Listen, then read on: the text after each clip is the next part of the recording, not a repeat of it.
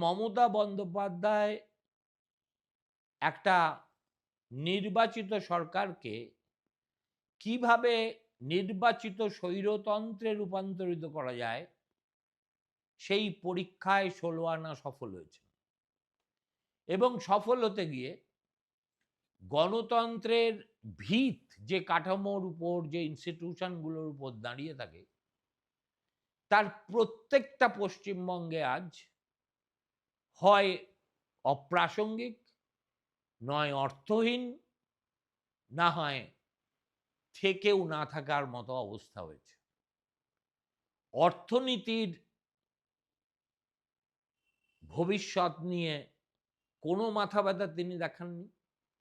শিক্ষাকে শেষ করে দিয়েছেন, স্বাস্থ্যকে শেষ করে দিয়েছেন, সবকিছুই করেছেন কেবল কিছু ভিক্ষে মানুষের হাতে তুলে দিয়ে নিজের পদটা সুরক্ষিত রাখার জন্য।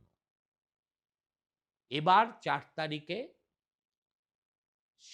তার অবসান হতে চলেছে।